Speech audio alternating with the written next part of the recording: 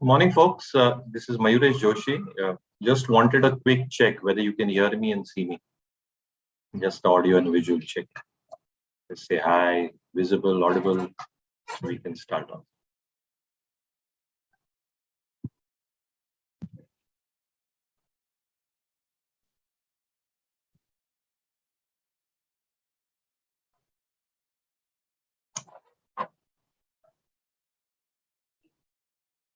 Super. So let's start. Morning, guys. Mayuresh Joshi. Welcome you all to William O'Neill's pre-bell. As you can see on the slide, a clear disclaimer. No stocks that we'll probably discuss or mention by any means is supposed to be a buy or a sell recommendation or in any way supposed to be an investment advice. Now, the markets have been very, very volatile for the last few weeks, and all of us know that, right? Global macro concerns, inflationary risks being flagged off, whether you're probably going to witness some sort of a recession at the end of this year globally, specifically the North American markets and the European markets, and the withdrawal of systematically withdrawal of liquidity out of the system. I think all these elements are probably keeping the market in check. The two things that is probably coming out after the governor's interview with TV18 yesterday, inflation is a sticky problem right now, and that is what the sole purpose of the central bank is. And that's going to be the sole purpose of central bankers across the globe. So if you read through the Fed minutes, if you read through the ECB commentary, if you read across any central bank commentary, in next few months, I think the initial moves by central banks in terms of rate hikes, liquidity withdrawals, will all be towards targeting inflation.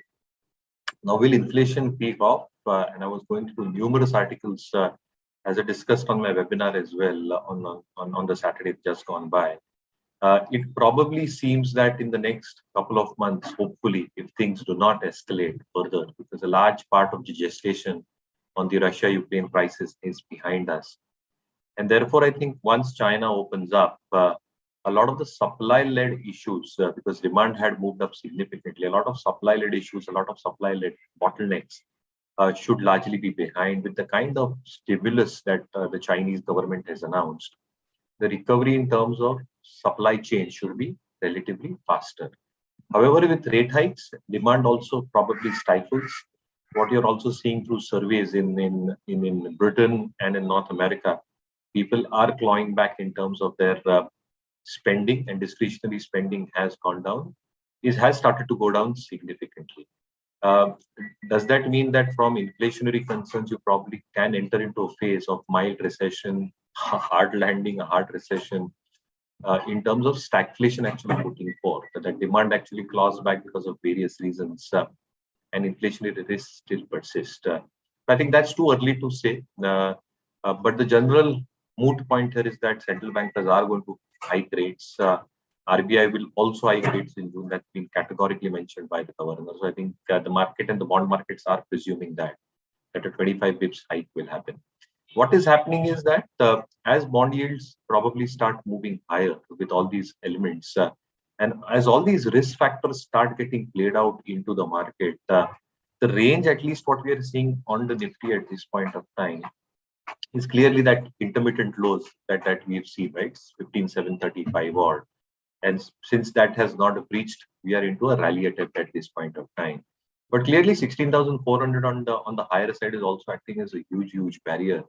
And therefore, we might just gyrate between this range unless global cues probably worsen off from the current levels. So unless we see a follow-through day, which is a significant move on the Nifty of 1% and 1.8% or more with heavy volumes than the previous day, I think the kind of bases that are getting created are still very minimal. So I think the point here is that the carnage that you've probably seen, not just on the index, but in the broader markets are relatively deep. And therefore, I think choosing the right sectors, even if a FTD is witnessed, because volatility might still persist on a global scale, I think base formations across selective sectors are very, very minimal. I think utilities to a certain extent are standing out, to a certain extent, some of the energy stocks and some selective mid caps in the broader universe.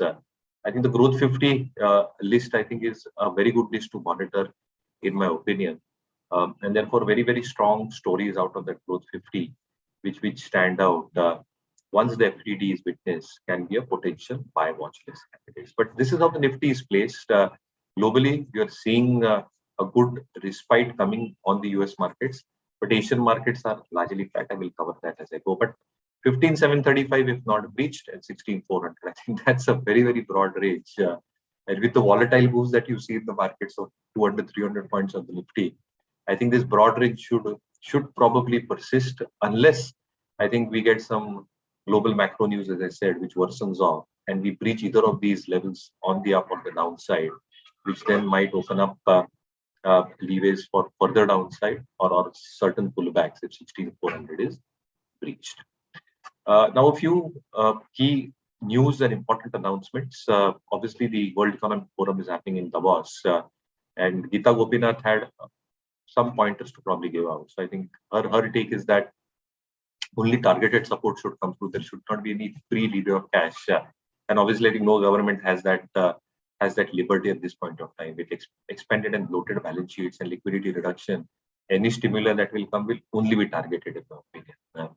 Input costs, specifically commodity prices, have gone up, and therefore I think her opinion is, again, I think it should not be too aggressive in terms of rate hikes, because that can actually push the globe and then stifle demand and push it into a recessionary mode. India is best placed because we've got almost $600 billion in terms of forex reserves. China, because of the first quarter slowdown and the shutdown that we've seen for the entire economy, I think the overall growth in China for an annualized basis would be far lower. Yesterday, again, I think FIs continued their selling spree, almost 1950 odd crore sold. DIs tried to counter that, but overall, you probably saw that from the top. I think the kind of knee-jerk reaction you saw post 2 p.m., which we are used to now, pulled the markets down significantly close to that 16,200 odd levels. A few key results. Cement companies obviously are feeling the pinch when it comes to input costs.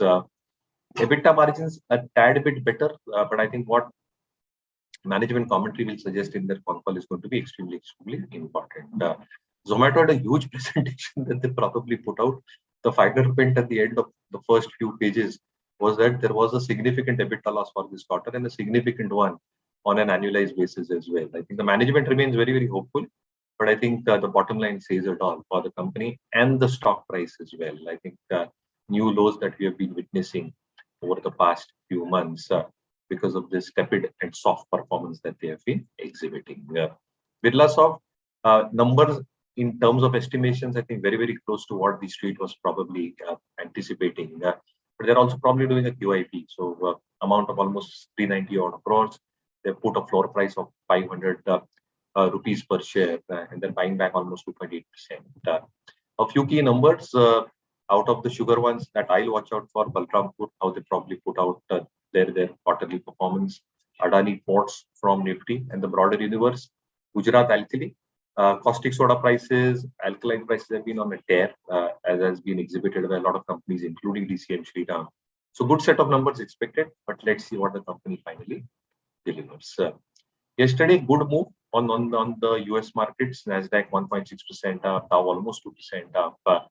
Brent crude softened a little bit from $112, $113 a barrel. It came to almost $110 a barrel.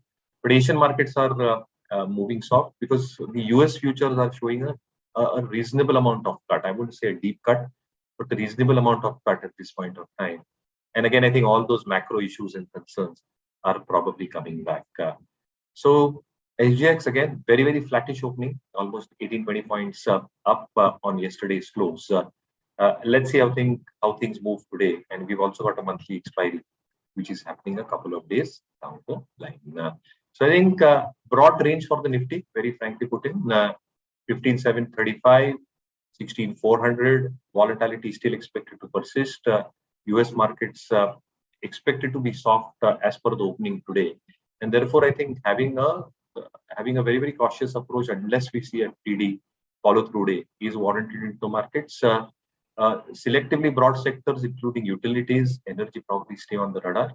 And I think the watch list, in terms of what you probably can monitor, I think our best guess is that you have a monitoring or a monitorable list in the Growth 50 list of our curated lists. I think that will be a very, very good list and an important list to monitor as well.